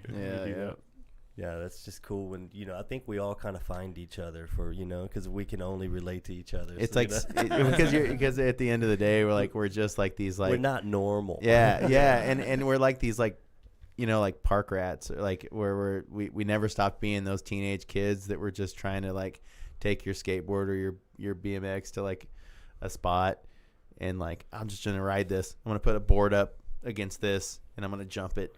Yeah, you know, pre skate parks, that's all it was, man. Yeah. You just try to rig something up until you got kicked out. Dude, yeah. Well, I grew up in Baytown, right outside of Houston. We had some DIY spots that were so good, like so good, and there were no public parks. Yeah, right. Dude, there was no internet, but there was also, you know, it wasn't on skating, wasn't on TV. You know, like if we it was like Gleaming the Cube was like the only thing I remember seeing skating on, and like even biking was similar, dude. There was like Rad, and then like that movie Thrashing. Thrashing. Yeah. I mean, we watched like the old like Search for Animal Chin, like the skate videos were the bomb, you know, but like it wasn't on TV. Like a lot of these, you know, and the access to YouTube was like not even thinkable, you know, and so a lot of the stuff we were learning, we were just watching videos, you know, and that would get the stoke going too, you know, watch a video and be like, let's fucking go. Yeah, dude. You know, I think that's something that we're really missing right now. I think sometimes, man. I don't know. I can Skate go back videos. to the 80s of skating, and it's like you just had a Thrasher magazine, and you see somebody do a raw ride. You don't get to see how he did it. Yeah, You're right. Just like you just know he's on a wall and he's about to come back in. We're like, let's go figure out how to do it. Yeah, there was a lot more wonder to it. Yeah. Well, you had your whole neighborhood. I mean, you had to go ride in your neighborhood, whether you were skating or biking. You may have had a park. There was indoor parks back then. And that's a great point. The wonder, because you're in the magazines. Okay, so like you saw something and you're like, I want to do that. How do I do that? How do I do that? Absolutely. Yeah, you know. There wasn't a video on YouTube that says learn how to wall ride. You know. Yeah, dude. Now you just go on and watch a tutorial. Learn how to do a judo air on your launch ramp. You know, you didn't have any of that. Yeah. You just had to go figure it out. You saw a still picture of it, and you go, okay, well, it's possible. Right. I don't know if he landed it, but I'm assuming he did. It was Tommy Guerrero. You know. I'm sure he landed it. Yeah. But you know, launch ramp to flat. Yeah, exactly. Launch ramp to flat, dude. Judo airs. Back then, it was skateboarding is not a crime. Like that, skateboarding those is were not like a crime. The bumper That's stickers, right. you know. That's It's right. like we were getting harassed everywhere. For sure. But there was nowhere to skate. Yeah, and DIY was more prevalent, but not more prevalent, but like it was. If you wanted to ride something, like you saw something, I would think about photo graffiti in the back of Thrasher. You know, you'd go back to the back of Thrasher and you'd see some like people skating in like some not popular town, but you're like, they did it in that small town. Hell yeah. And so like I could figure something out, you know? And so I'd go to our local town square and like, you know, rig something up, and like it wasn't really a spot, but like I skated it and got my thing, you know? And then that's like the catapult or the catalyst, I guess I would say, that like gets you to that next set of stoke, like what's going to get you your next like bump. Yeah, I was thinking earlier, you know, we were talking about something earlier, but I just thought, man, I just have like a parking block, dude, and it would just, I'd go off on it, you know. Yeah. I was thinking about plywood, like keeping sheets of plywood around. Bro, plywood on an igloo, dude. I would just jump that shit, you know, fucking send it. Igloos, yeah. I put dude. just something underneath it, so it'd been just enough. Yeah, just get know? a little compliance. If it'd been too much, the fucking cooler blasts out, you're done, dude. Oh, that's great, dude. With the igloos. Yeah, man, cool. The riding scene here is so cool, man. I really think so, and it's like we've been to some other places, and this place is cool, man. I love it. I love being here. Well, yeah, I mean, I'm glad that both of y'all like found your way here. You know, like it's cool to know that we're, you know, this area allows people to feel comfortable here. You know, it's like, you know, and you know, we talked about, you know, skateboarding and BMX being kind of like a clique culture where you don't feel like you can be accepted or be like, you know, you kind of have to be like jumped in or something. Yeah. But like, you know, like I don't feel like that's the case here. I feel like you can like go out and meet people, ride, you know. I feel like mountain biking is your the group. Common ground, which in some weird way, like mountain biking has become like a common ground. It's interesting. You know, so it don't matter if you like moto, if you like skating, or if you like BMX, or if you like cross country, It's no offense. Good point. Trail No riding, offense. mountain biking is the common Everybody- ground. Yeah, true. Everybody in all those genres kind of mountain bike. Yeah. That's it, dude. I mean, Yeah. I feel like it could be, in a sense, at least around here, it's the common ground. I think that's Yeah. sick. Yeah. Yeah, I love it. I like dirt jumpers a lot, Yeah. Yeah. I'm struggling with the damn dirt jumper, man. It's killing me. Dude, watch saying that. Don't even tell yourself. Don't even. I Yeah. know. You put it in your You're head ripping. and Yeah. then You're you're ripping on that bitch. Yeah. There you go. I'll figure it out, Yeah. but that's You been have my figured it out. That's my hardest one right now. is figuring Well, that one out. and don't tell yourself that like like one bike is the problem, because like when you get like the more you ride, the more all biking gets better, because you're like you're adding to little bits of it. I would add to that and say Yeah. your only problem with your dirt jumper and you on your dirt jumper is your expectations of yourself on that dirt jumper. Yeah. So 'Cause just you- ride. point. So just ride it and stop having any expectations. Just ride it, and then you will get better, right, Kevin? And let it be Yeah. a bike.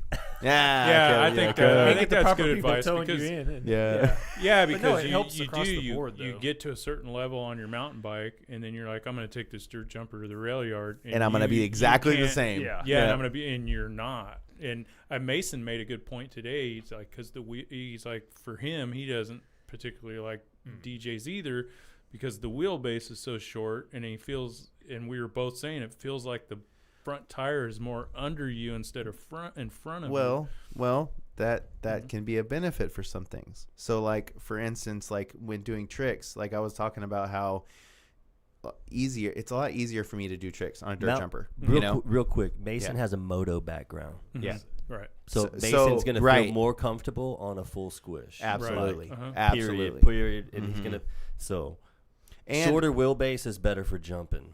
Period. and I want to add to that an e-bike.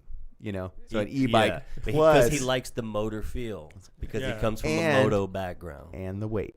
And And I'm the an way- e-biker Moto too, background. and And the I'm way, an yeah. e-biker too. Yeah. So it's just it. And I'm not saying everything you guys are saying is true. I trust you on that, but it's just like I'm just having a hard time Translating. transitioning to Mhm. it. That I can figure it out. I figure out everything to some extent, but I just need to go out there and just ride it more, and I'm sure I'll figure it out. Yeah. That's what helps too, is riding with everybody out there. Yeah, and Like just riding doing- Ride with everybody's people. helped me. Well, it's just like Absolutely. skating by yourself versus Yes. skating with the crew. Absolutely. You progress at a different High level. tide, everybody rises. Yeah, that's Yeah. right. And riding That's with right. them, like, yeah. And then just to plug this, you guys have a Wednesday Wednesday night road. night rail yard. night ride. Okay, Wednesday Yeah, night. it Okay. was unofficial for a long time, and it was never really spoke about. It was sort of a locals only sort of a thing, which Yeah. is really cool. But we have started talking a little bit about it now. So Yeah. But Wednesday Yeah. evenings, we're not going to talk about it a whole lot, but Yeah. just know, like, come out if you're available. Yeah, we're not always out there, but a lot of times we are. Yeah, I kind of see it more as like it's not a session, but it's more like we'll be here. If you want to be here, you can be here. Yeah. Yeah. Yeah, and I think sometimes people take that for granted, thinking that it'll always be going down, so not enough people can show up. Sometimes, for sure. for some critiques. Yeah. No, that's I think great. People That's need great. to not take it for granted, and that was going to be my point earlier too. Like, I used to session a curb and be so stoked, and I hear sometimes a lot of locals out here not so stoked on the stuff we're riding, and that bums me out sometimes, because it's like, yo, the stuff we ride so sick.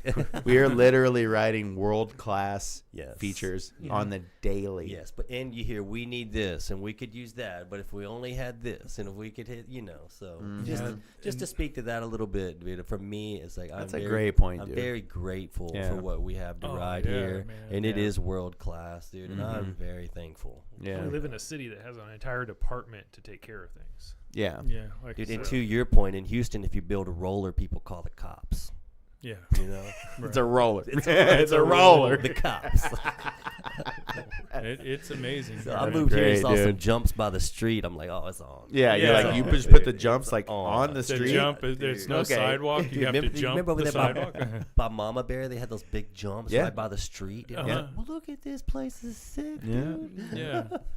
You can't beat it. No, and I mean like there's a little bit of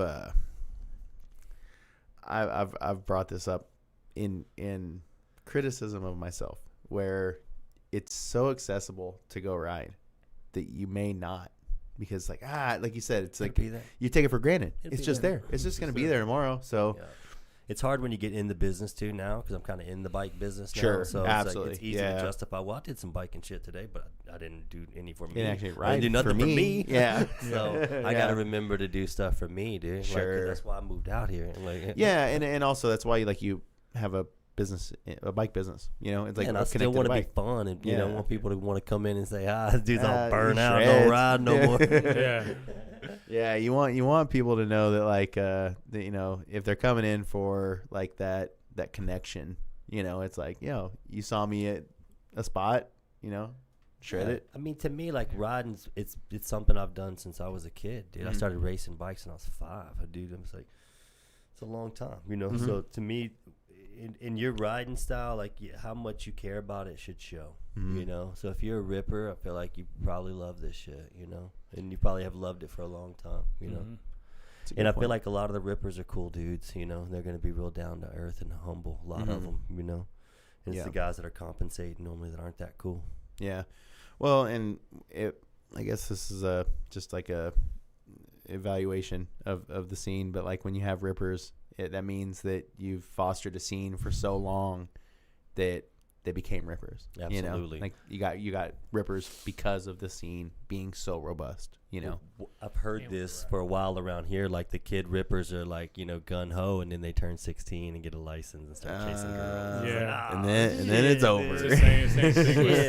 That's what happens to a lot of skaters. Yeah. That's the deciding factor of skating for life or riding bikes for life or chasing. Fall out chasing. of it. Yeah. Just start chasing. There was a lot of skaters when I had a shop that were 13, 14, 15, bandanas, long hair, then they get their license and they disappear, and then you run into them and they got a, you know, polo shirt on and tight jeans and their hair's like, all yo, you used to skate. Yeah. You were actually kind of my hair's good. pretty perfect. Yeah, right. Exactly. But just you that see the Kool-Aid change. a little bit, You dude. see the change. You know, you see the change, and they're just like, and you're just like, they got their license and got laid. Yeah. Got a little taste. Yeah. But there is that kind of pressure to grow up, you know, and then even feeling that now, being older and still wanting to ride and rip. It's like I get that look from some fuckers. I'm like, sorry, Yeah, for for language, sure. But No, I'm you like, good. I mean, I don't want to grow up. You should not grow up too. Yeah. Well, with what you do, I mean, Yeah. and the field you're in versus the field I'm in, you know, when somebody skates or something, they're like, "You skate?" Yeah. Like Yeah. architects, engineers, or Construction, something. you know. Yeah, they're They're like, like, Grow up, boy. you're a Then- degenerate. yeah. Give me Then some- you'll see that same kid when he's 25 back at the park with a skateboard Yeah. going, okay, I went through all that bullshit and that was all lame. Yeah, right. I mean, now I'm that skating that again. is stay true. Yeah. No, absolutely. Yeah, that's a great point, because, like, I mean, if you wanted to stay true to who you are, a lot of times what happens is you find what you love when you're young and you want to keep doing that. But what ends up happening is, like, you kind of chase life. everything in between. Yeah, absolutely. And then you don't actually service yourself. Like, you don't, and I mean, I want to make this very clear. I've said self-serving twice now in this episode. And yo, you got to love yourself before you can love someone else. Straight up. True. 100%. And if you're gonna, like, be a good dude or a good steward to your community, people around you, you gotta stay true to yourself, you know. And if you're fake, like, it's gonna show. It's gonna show at some point. I don't know when, don't know how, but it's gonna pop out. For me, you know, I've dealt with a lot of stress of the businesses in Houston, but moving out here and didn't have really much of a reprieve, you know. And like out here, it's like I can handle what's coming at me, man, because I can go get in the woods pretty quick, you know. And that Get out, get it's like away. it's like a tuning fork. Yep, You know. absolutely. Yeah, that's Yeah. a good analogy. Yep. So, Well, yeah. What's the future look like for Stay True? What's the any vision? cool Where things does this coming down the pipeline? or Anything you want anybody to know about? or where does this go? Like, where is this headed? You know, like what is the growth plan look like for Stay True? Plan is to not grow it. to not grow it. Yo, I never heard that one. No, Tell me about that. I'm joking, but for me, it's like it got a little too big in Houston, and I don't want that again. You Okay. know, I want Okay. I came out here to just take care of this one shop and do this, you know, and Yeah. really be there to, you know, because I want to be there for the community and be there to serve. You know, that's what I'm about. So that's the focus, is just keeping at it with this. We're just getting it off the ground, you know. So that's exciting. It's like we're in a new relationship, you know, and we're in this one's going to be around a while, and we don't plan on going anywhere. So that's great. That's the exciting part, and to me, that's what I would like for people to know. And I don't mean that from like an arrogant sense, but a lot of people come in, they're like, "Oh, well, good luck with this," you know, and that they mean it from a good place, you know. But like, bless your heart. bless your heart. Bless your heart. We hope this works, you know. Like, and I get where they're coming from, but they haven't met me, you know, because I'm gonna be here. Like, we're not going I think your anywhere. timing's kind of impeccable, really, because there's going to be so much growth in Rogers, and you're just, you know, the transition of just starting to growing and being rooted. It's all, the timing just seems like it's going to work. And that's the big thing, is being rooted in the community and everything else, like with skate events, Yes. with the rail yard stuff. I mean, the BMX Jam's coming up here in a couple of months or a month at the rail Yeah, yard. we'll be out at Bike Fest too. We're gonna be cutting hair at Bike Fest, so that should be sick. fun. Very Yeah, cool. Mason Very told cool. me We'll about have like that. a Will of Doom. So if you want a free haircut, you can get a free haircut. Yo. Spin the wheel for your haircut. So But you won't be choosing which one you get. you will not be Ooh. choosing. Yeah, You that's will gonna not be be cool. choosing. Bro, a that haircut. scares a long-haired fella like you- me. Or you could pay for a haircut. Yeah, but you know people are going to do it. You may just Yeah. Some people are gonna try it. You know, like it makes me think of you know, Dark Fest. Exactly. Yeah, like That's the Dark Fest. exactly- They just trim it up. It's a That's what we're here for. yeah, it's a fun. Yeah. So Some fun, you know, yeah. hopefully the enduro races and all that stuff will be there. You know, shaving sides of heads and stuff like that. Yeah, That'll be awesome. for sure. Yeah, for that'll sure. be a lot We, of fun. we plan to be Yeah. just intertwined into this culture here. Yeah. That's, Very cool. That's the goal. Sure. Very cool, dude. All good stuff. So, any plans of any other locations, or is this the one? This is Kevin lives in Fayetteville or around That's it. Fayetteville, Ooh. but we like So- Rogers a lot. Okay. Mhm. Yeah. Yeah. And hey, have you guys heard anything about any skate parks in Rogers? in Rogers. No, No. the Bentonville one. We know. Yeah. Yeah, and Fayetteville's working slowly. There's some big Yeah. parks. I do know that there's some big park stuff in the works, but the guy I'm talking to can't say exactly what it is. Okay. And he did not confirm in a skate park because I did ask okay. a couple Okay. times. Well- But he did say there's a huge park development that's going to be going down In Rogers? and I'm pretty sure there's going to be a park involved. So. Okay. I believe so. I just have this vibe that Rogers it wants to compete. There's with no Bentonville. way they're not going to want to get Yeah, in on they all have. that. They're On going to that, want to yeah, do yeah. what Bentonville's doing. Yeah. You know? And I bring that up because like It's honestly the right spot for it too, because I Mhm. feel like the rail yard is like sick. Whoa, okay. and it gave Rogers like a certain. It made Rogers stand out to me. Yeah. I'm like, dude, if this town is doing this, This? that's where I want to be. that's where I want to be. Yeah, Right. straight Right. up. It was Well, but see, I always heard that when the plans for rail yard came in, that there was some attached plans for skate park. Somewhere. Maybe not Yeah. at the rail yard, but like dude, somewhere. I think a pump track there at the rail yard would be killer too. Sure. That would be killer. I look, and Mark Landry, if you're in the chat, I'm sorry, my guy, but Evergreen Skate Parks makes some like pump tracks. They're like skate parks. Yeah. Boy, They're cool. You talking They're about cool. the Colorado, that one that's at Frisco? There's a lot of Frisco. Yes, I've yes, been that's right. there, Yep. dude. Yep. Frisco, that is sick. It's like That would be a it's good a skate fit. park. That's what If a skate park and a pump track merged, Yes, that's would what you get. Dude. we were yeah. talking about that the other week about Frisco and how I think Evergreen would do good Yes. Same. Yeah. right here. Same. That at the rail yard would be insane. Oh, that'd be so fun, Yeah. dude. And they have the space for it. Yeah, there is a lot of space for that. That would be cool. Yeah. They Yeah. will though, because the amount of people that with Bentonville growing so much, there's so much growth too in downtown Rogers. They just started another development over there for apartments and condos and stuff. So with everybody going over there, they'll do a skate park. Yeah, I mean, shit, Mhm. they're building. We're stoked on Bentonville. Yeah. We can't wait to go ride that. Oh, dude, yeah. So sad. When the Can't Bentonville wait. part comes, dude, Can't like wait. We're all gonna we're be out all there. gonna be We're there. all gonna be yeah, out there, right? right. Yeah, and we're stoked to do events at the rail yard too a Yeah, lot. So yeah. I'm sure we'll do stuff at the Bentonville skate park Yeah, too. yeah. So we're here for it. We're It Yeah. here was for great all- to see everybody come out for the Bentonville Park meetings. Yes, absolutely. And I think everywhere. there's a lot of opportunity. So we talked about events, like I there's going to be a lot of opportunities for all collaborative work for us to kind of pile this together and build upon what this is. What I think's cool is we're just an alternative to the regular mountain bike scene. That's what I kind of feel like, which is Sure. good. I think it's good because it needs to be a little something for everybody. Yeah, you know? and I apologize to viewers if you're watching this late. I appreciate you guys. Much Have we love. gone over? Much love. No, we have not gone over. But like I'm wanting to bring up a point that about the shop is that the shop is BMX DJ centric, Yes. right? And not a mountain bike shop. No, we do carry Cro-Mag, and I would like to get into like the hardtail, scene, but Yeah.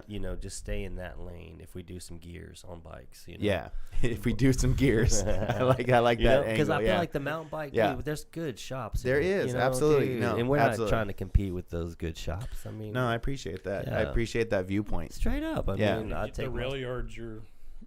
It's in your backyard, so It is. literally to and we- accommodate to that. And we, like I said, we can get mountain bikes and we ride mountain bikes, Yeah. but we do want to stay in our lane, Yeah.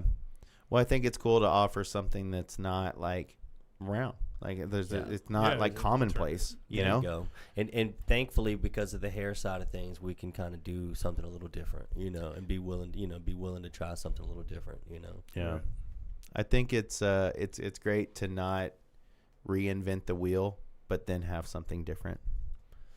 Yeah, people get stoked on it too when they come in, dude, and that Mhm. like makes it all worth it. Because dude, we busted our ass on this shit. I love that. Yeah, Yeah, dude. dude, we busted our ass, Dude. dude. And People when, love You it, can though. tell. You can tell. and when people come in and they're stoked on it, it's like, all right, Mhm. Yeah, it makes all the Yeah. work Absolutely. worth it. absolutely. It's- People it's come in, to- and before we had the barber pole, we didn't realize it's a barber shop. So they walk in and be like, "It's a barber shop."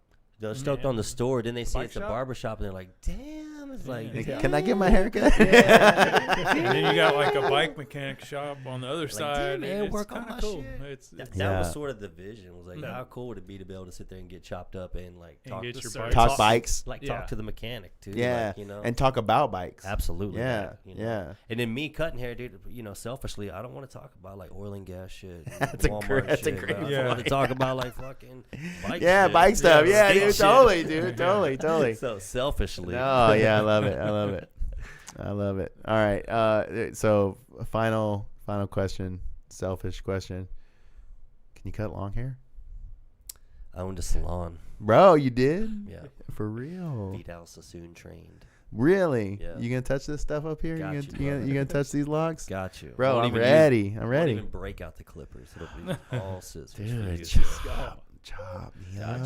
up. Chop me Gotcha. up, dude. I'm stoked because like I was kind of thinking like, when you hear the word barber, like Yeah. everybody just kind of assumes short hair, and then like salon infers long hair, female, Yeah. like work, Mhm. and like I've always, as a dude with long hair, I always go to like girl salons. Yeah. Like I'm like the only dude Yeah. in there. In your Well, I mean, just a real quick history about that. Like Yeah, that, yeah. That is because, like, in the 60s, the Caucasians, when the Monkees and the Beatles and all these long hair Uh-huh. bands came out, Oh, all the yeah, white, yeah, all yeah. the white Yeah, dudes stopped going to barbers because they were going to get this long hair cut now. And barbers back then never learned how to cut long hair. So that's why most of the white dudes started going to salons.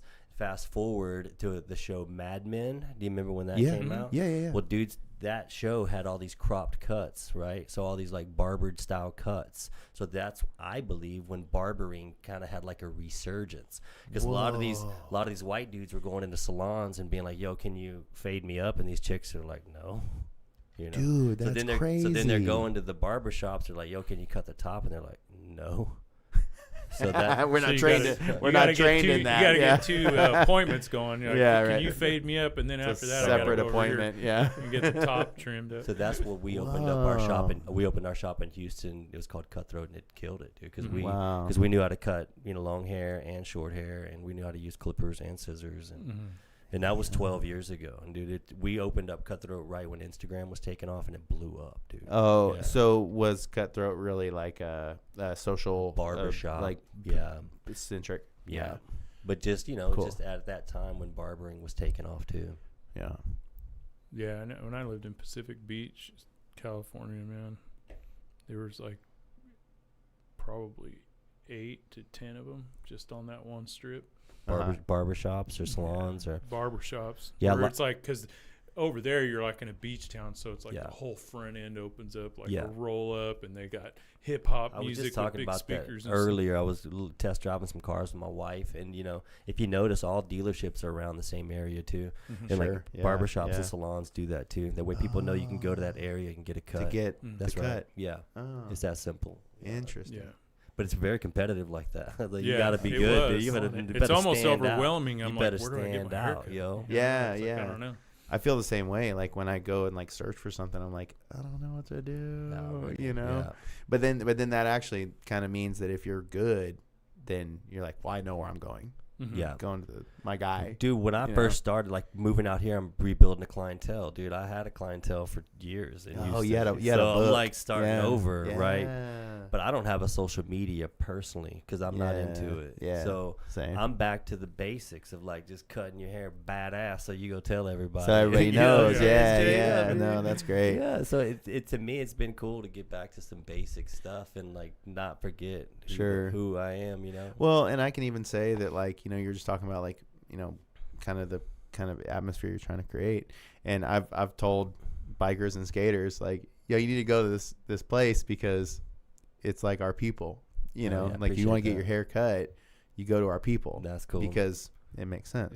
You Yeah, know? and we know how it should look too, because Yeah. we all like the same Oh, shit. good point. That's So, a great point. yeah, It's like, yo, I know what you're supposed to look like leaving That's here. right. Yeah. Yeah, That's a 'cause we're in great and point. around it. That's a Yeah. great point. Dude, great stuff, dude. Yeah. Well, I'm stoked, dude. We're approaching the 2-hour mark. It's a, good time to wrap her up.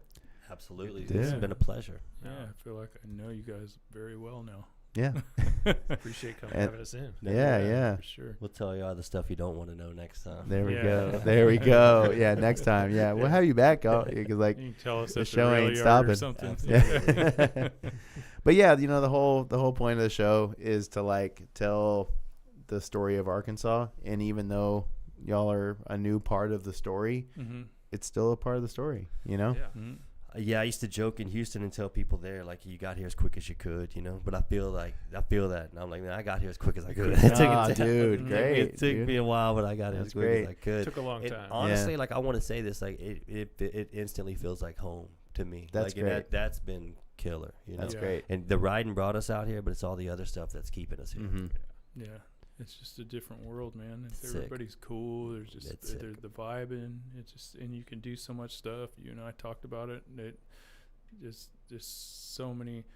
I was telling him, it's like when people go, what was the best like time period of your life? It was like when I lived in Arkansas and opened up a skate shop, and we drove all over Missouri and Texas, just hitting up skate parks Yep. in a 15-passenger van. Like that was the time of my life. Time and of my life. I come back here and I'm doing a podcast.